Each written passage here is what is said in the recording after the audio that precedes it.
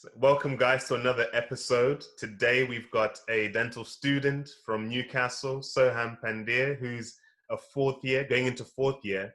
And it's going to be an interesting one because we're going to be talking about skincare. We're going to be talking about dental school, being a dental student, juggling everything, and still being able to network with other dentists. So it's going to be a good one. Stay tuned till the end. And thank you, Sohum, for coming on today.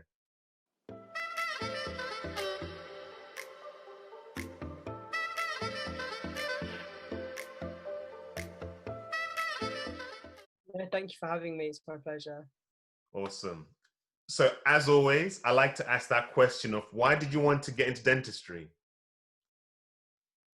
Well, initially, I guess it's kind of an interview question, isn't it? So initially, I didn't really know what I wanted to do. I definitely wasn't one of those people that, came out of the womb wanting to do dentistry. And I don't really have any dentists kind of in the family. So I don't really know how I fell into it. So I guess it was in sixth form after I kind of did GCSEs. I was like, oh, I actually can get decent grades. So maybe I started looking into some of the more kind of difficult requirement degrees, seeing like what one I'd be best suited at.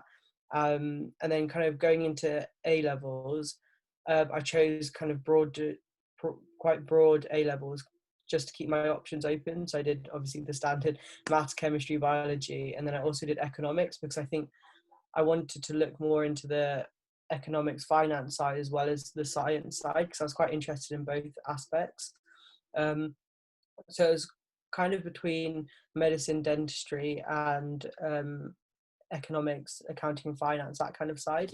Yeah. And I think what swayed me was seeing quite a few reasons. I guess the job security in dentistry, the kind of you can be your own boss at times.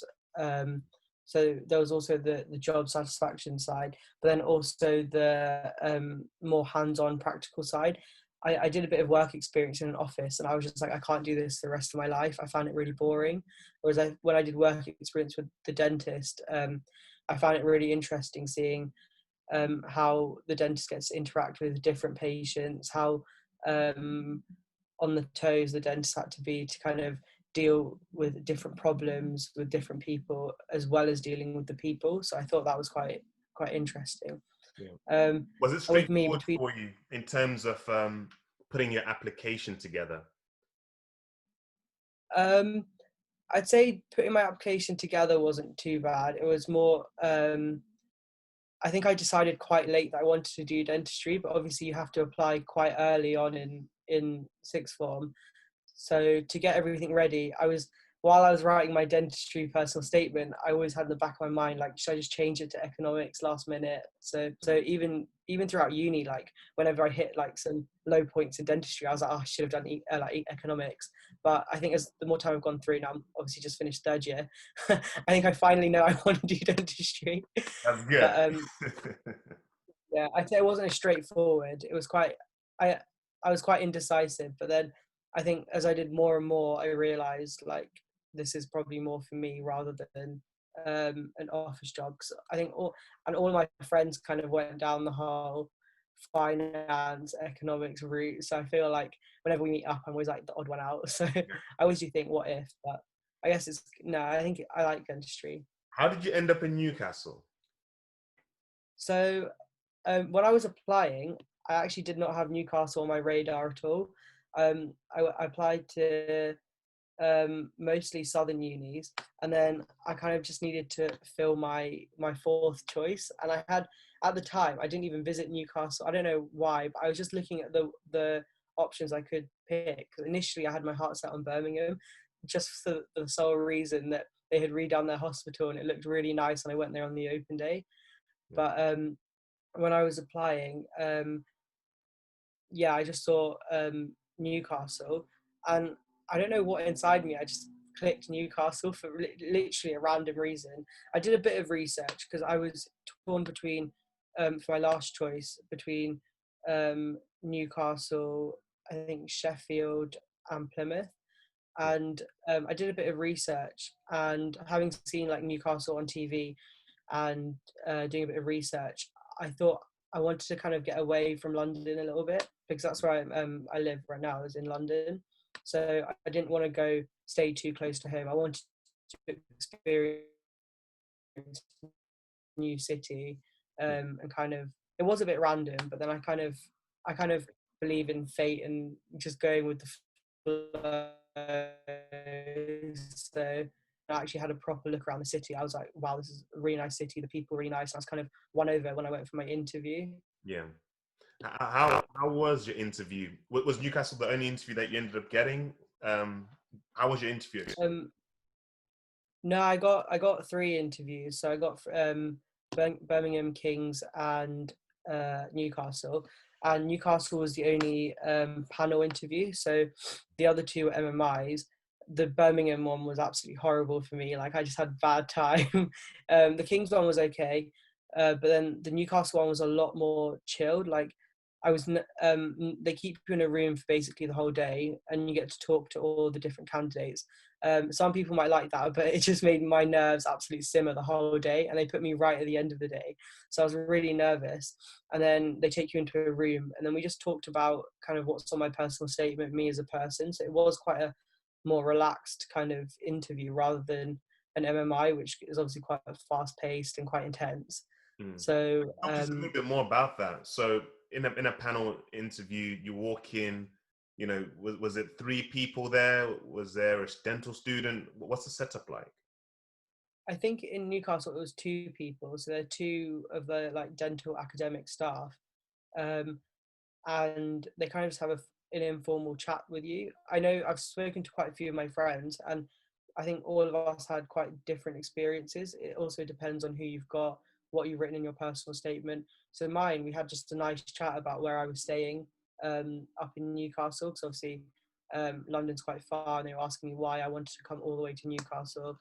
Um, about things I'd written on my personal statement of interest and stuff like that. So, and then it kind of ended before I knew it. So before I had time to kind of panic and try and think of a clever answer, it was kind of over. And at the time, I was a bit like, oh, I didn't really get a chance to sell myself. I had prepared so many things to say that I just didn't get a chance to say. Yeah. But yeah, it went decent because they offered me a place. If you So were, if you were going to give your younger self advice about that panel interview at Newcastle, what would you say? just relax, probably be yourself. I think they can definitely see someone who's being a bit fake and trying to play the whole persona, that because I think when you apply to dental school, I think everyone kind of prepares similar-ish answers to like why you want to go to dental school, why the university, why the city. But I think in interviews they can really see through it, because with MMIs you're only going to talk to that person for like a minute or 2 and then move on, and then the next person has no idea who you are, so you can essentially repeat answers, like overlap things. But in a panel interview you can't really do that. It kind of cuts out the nonsense. They can see kind of right through you. And Yeah. helping people kind of get into Newcastle, from like the academic point of view with the academic staff, the advice they even give on open days and like interview days is always just be yourself, because they can tell if you're being a bit kind of disingenuous. So if someone wants to do their research on Newcastle Dental School, just give us some information on what's unique about Newcastle Dental School, or what does Newcastle Dental School pride itself on? What did it pride itself on? I think Newcastle University especially, and the dental school, is a more kind of, what I found, a bit more laid back. So I think you get a very good social life, whereas I don't want to throw any shade at other dental schools, but I've seen like some friends going to other dental schools on social media. It seems quite intense and very, very dentistry focused. Where I think in Newcastle we're encouraged to have a life outside dental school, rather than, you know, because obviously dental school is very intense. You need that kind of stress relief, the mental health break, etc. So I feel like what's good about Newcastle is you can get the whole break. So what I really liked about the university was it gave me the chance to immerse myself in so many different extracurricular activities, meet so many different people outside of dentistry. Yeah. And I think because in our cohort we started with about 70 people, and I think it can get a bit intense at times, because it's like everyone knows each other. You're like, you spend all day with each other pretty much. You kind of need the break of outside dentistry when you go home. Yeah. So I think that's what's really nice about Newcastle, as well as all the amazing staff and, you know, facilities and everything.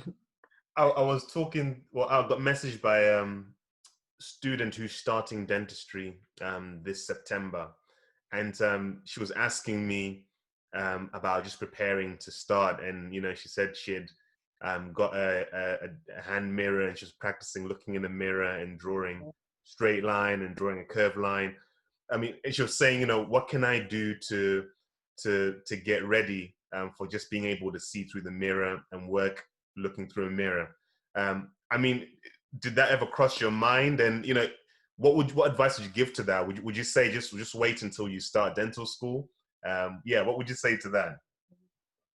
When I started, it was at the back of my mind, because I feel like at Newcastle anyway, and I think a lot of other dental schools, first year is more about kind of settling in, getting to know your environment, learning more about the theory. It's more academic based. So I pick up a mirror? No, I think maybe once or twice in first year, just in like practical sessions, but it wasn't ever anything, heavy or anything. So I feel like maybe, well, my advice, I think maybe another dental student advice is, I've always got quite a laid back advice to kind of just chill, take it as it comes. But I feel like I know when we did eventually start the clinical aspect of the course, I was quite stressed out, because I just felt like I wasn't very good. Obviously, I know it'll come with time, but initially I just wasn't very good. I needed a lot of practice. So I guess it's good to practice a little bit, but don't beat yourself up about it, and kind of chill out, take a step back, just enjoy first year. You don't need to buy like every single textbook and all the dental equipment, because I guess it'll come with time and practice. You don't burn out before you start. I mean, thinking back, I don't think that even crossed my mind really about, would I struggle handling the mirror and looking through the mirror? And when I did start using the mirror, I didn't consciously think about, am I getting good at this? It just came with time. I mean, for you, did it just come with time using the mirror, handling it? Was it an issue? Yeah, I guess definitely initially I found it quite hard, because obviously it's, especially on the upper teeth, when it's like in the mirror, back to front, in a small space. But I feel like I'm still trying to get better, because I'm still probably not that great, but I'm a lot better than I was when I first started. So I feel like that's what dentistry is about, isn't it? It's just a continual personal development. So that's such like an exam kind of answer, but I haven't done many fillings yet, because of COVID and the way we got patients. I got quite unlucky with the patients I got, and a lot of them didn't show up. And I guess it's just how it kind of happens. I know some people in my year who got to do like 10, 20, some people who literally didn't even get a single like solid patient that would keep coming. So it's just luck. Let's get into that then, the dental school experience and what you've been getting involved with year on year. So first year, what would you say you were getting involved in? Was it purely just dentistry and getting used to Newcastle? What was first year like for you? I feel like my first 2 years were I was, this isn't really selling myself. I think I was quite lazy. I was quite a lazy dental student for the first 2 years. I kind of coasted by, because I'm quite good at cramming for exams. So I feel like I coasted by cramming for exams, doing quite well. But then obviously, and then just enjoying Newcastle, enjoying student life, because I thought I'm going to be here for 5 years, but realistically, I feel like the first 2 years are going to be the most social I can really be, because once we start clinics, you can't go out on weekdays, there's a lot you can't do, and you have to be a lot more professional and a lot more minded of your patients, rather than just do what you want. So I feel like the first 2 years I was very laid back, very very chilled, kind of did a lot in terms of my social life. I wouldn't say I got stuck in, so like I helped with open days and stuff like that, and talked to a lot of the dental team. But I feel like it was only in my third year, like this year, I really started to do a lot of extracurricular things. I kind of just did everything I could, because I thought I've had fun in my first 2 years, but now I need to kind of get a bit more career minded, see what else is out there, see what else we can do. I think that's another point about Newcastle is, again, I'm not sure how it works at other universities, so I can't comment, but in Newcastle, we're not really encouraged to kind of compete against each other, or like there's no high pressure that, oh, you have to get like this this kind of role, this job, this ambassador for this company or whatnot. So I feel like it wasn't really on my radar until recently. Yeah. Whereas obviously setting up my Instagram page, looking around online, has kind of made me see there's so much more out there, which was nice. I liked being in my own little Newcastle bubble for the first 2 years, just chilling out. But it's nice now seeing there's a whole another like world out there, which is good, because now I kind of started doing a lot more in my third year. I've still got my fourth year and fifth year to do kind of more career, more like intense kind of stuff. So I'm glad that I kind of took my first 2 years off, as it were, and Yeah, just let's enjoyed. talk about that. The Instagram page, Dermadentist, so what's the inspiration behind that? And yeah, what made you decide that Instagram is the place for me to start this?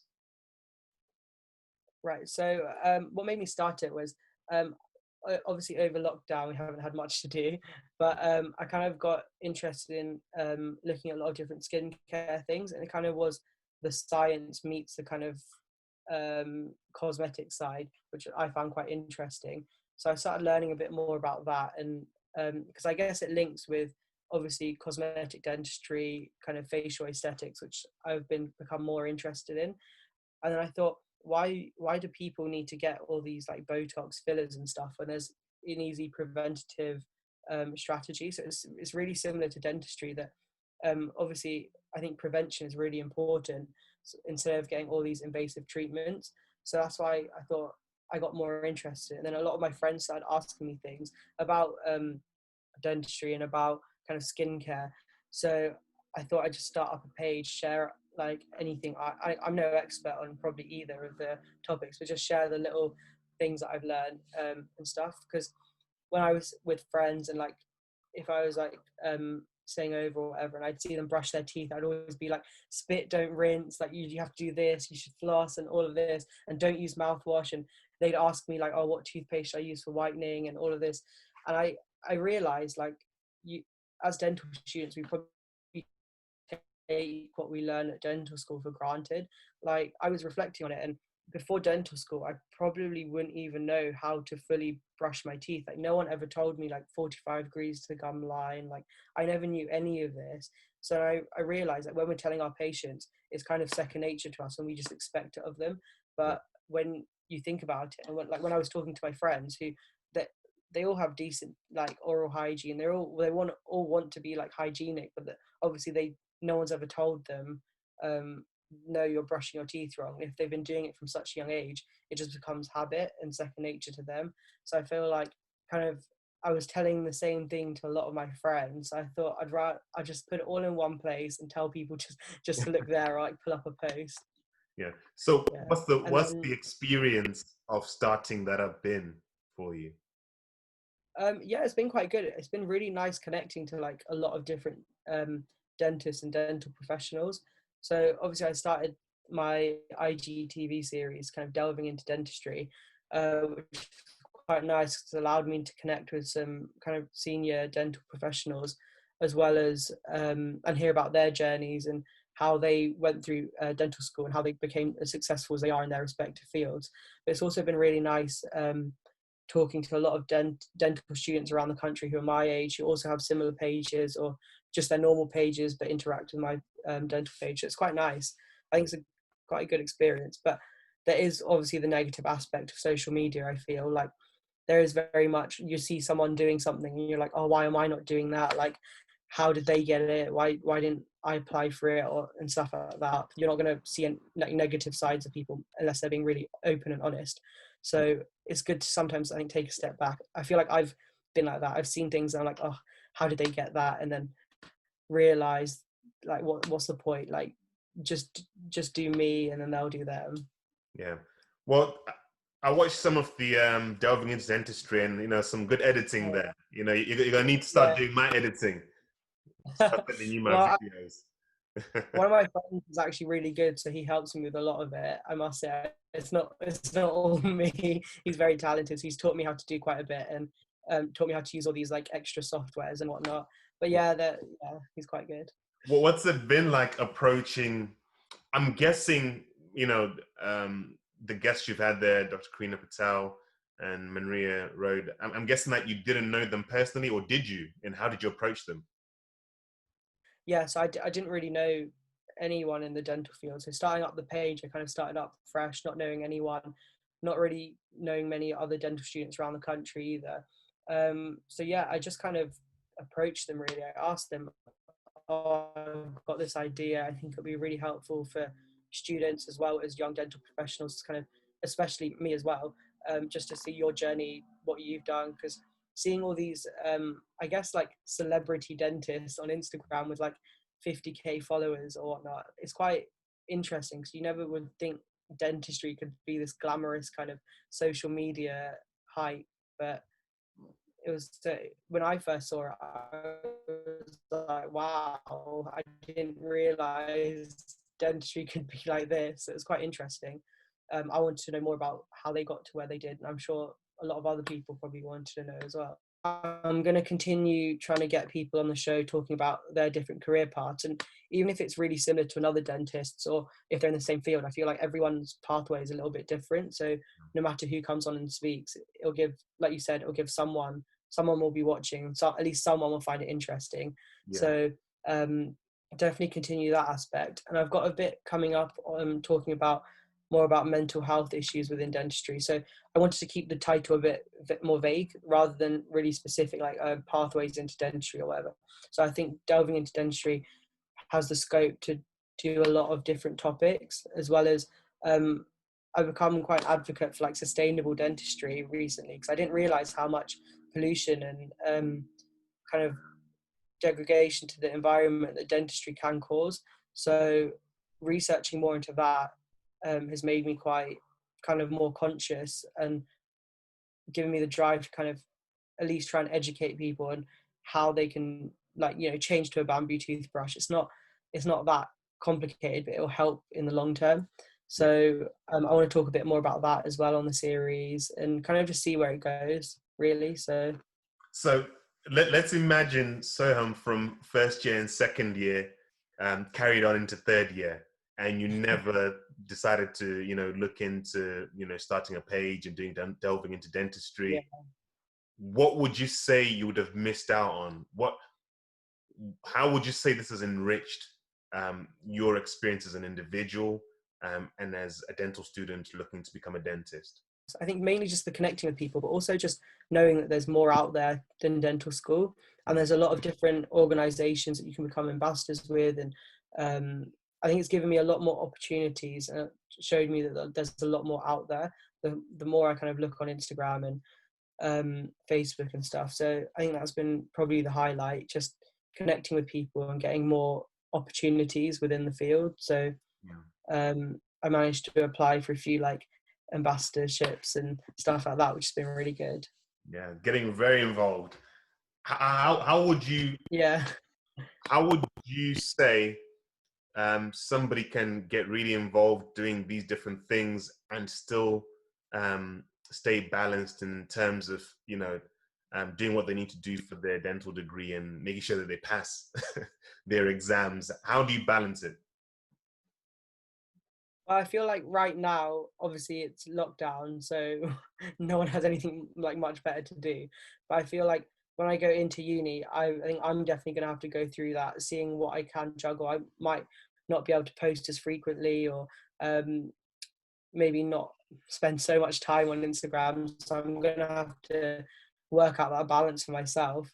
But I feel like it's, like you said, it's all about balancing it. So there's no point trying to, like, I won't shut down the account completely. I won't be as active. But I feel like every other page, like I think there's been like a massive boom in Instagram pages set up for everything. Like everyone's got like a baking page now, or like a cooking page, or a dental page. So I feel like everyone's going to go through that when they start their actual degree and get back to reality.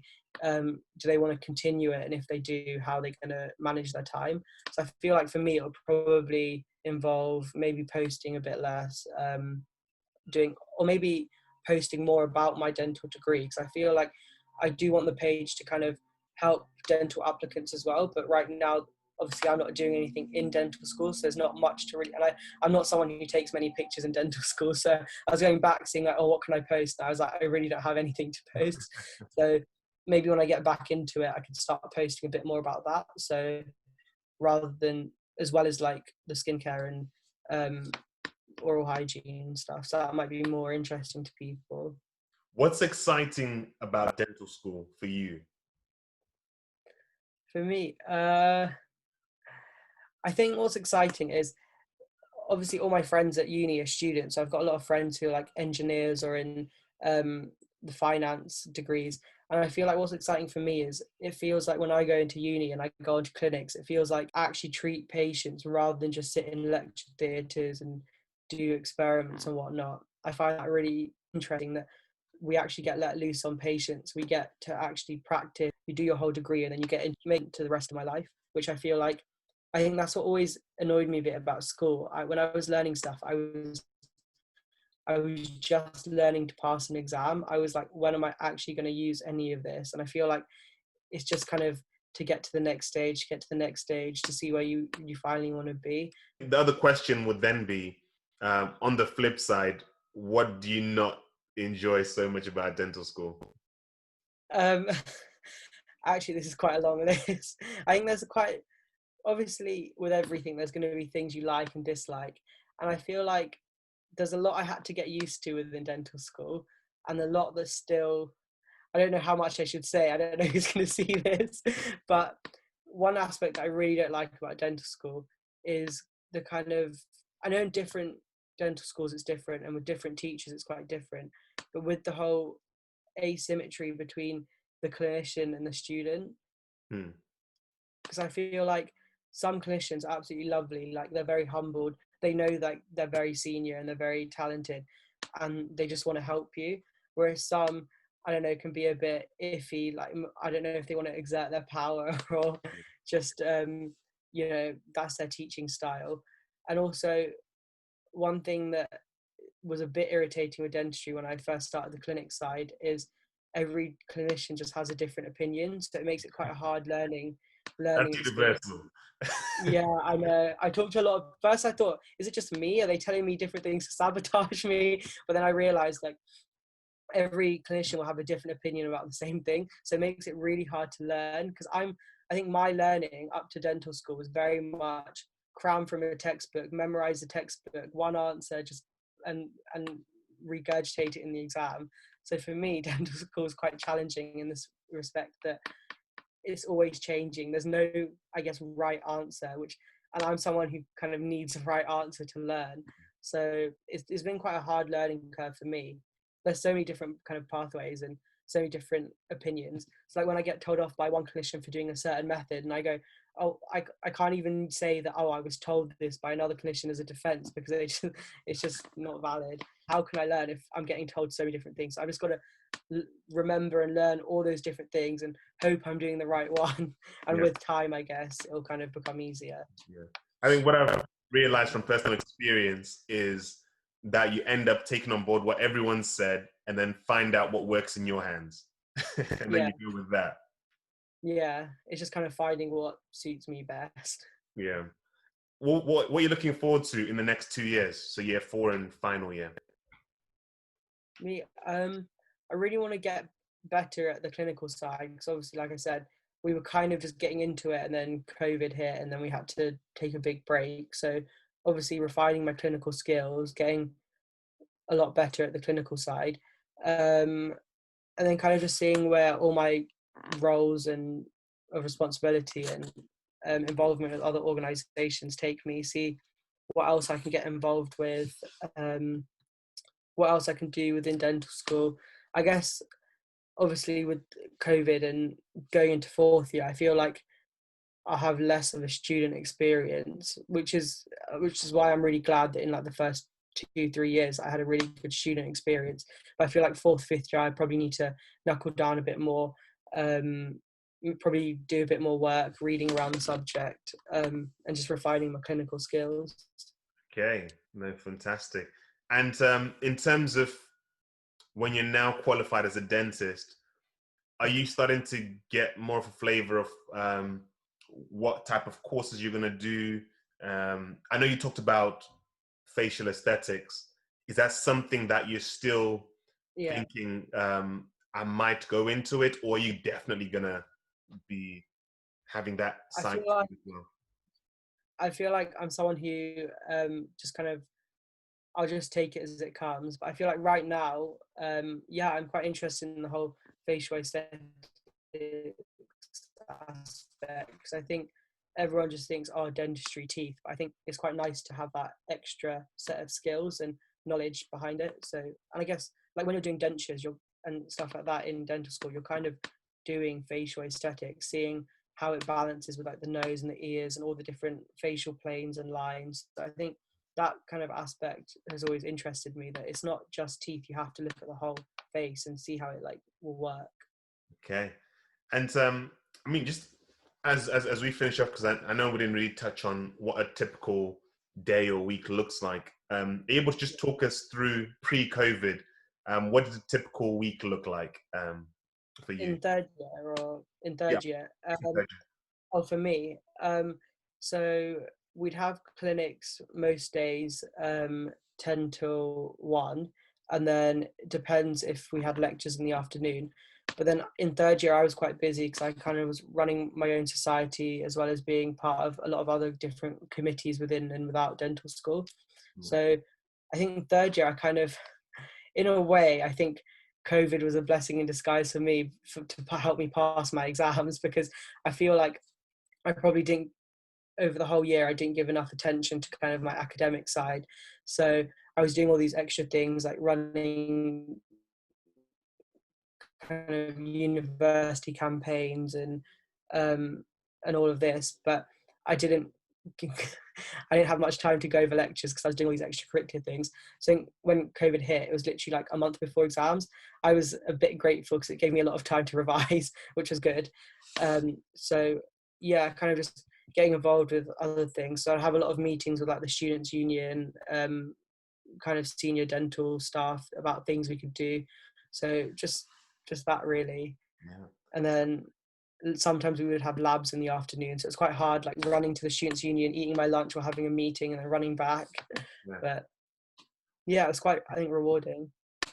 In one sentence, what is dentistry to you? um, what is dentistry to me? I'm not actually sure. It's just, I'd say dentistry is an experience. Uh-huh. Yeah, you definitely get a lot of different aspects from it. So the highs, the lows, but it's definitely an experience. Awesome. No, thank you for your time today. Um, where can we find you? Just for anybody that wants to get in touch and see what you're up to. I'll obviously put your details in the description, but where can people find you? Um, Probably just at the Dermadentist Instagram. I'll probably check my DMs quite regularly, so probably that's the best place. All right, awesome. So guys, make sure to check Sohum out and subscribe, turn on your notifications so that you get more, you get notified about more videos that I'm going to be doing on the dental journeys of dental students and dentists. So make sure to be liking and subscribing so you're always updated on what we are doing. And we'll see you in the next one. Sohum, thank you for coming on today. Oh, thank you for having me. It was a pleasure. All And right. hopefully someone got some use out of me talking. I'm sure they have. I'm sure they have.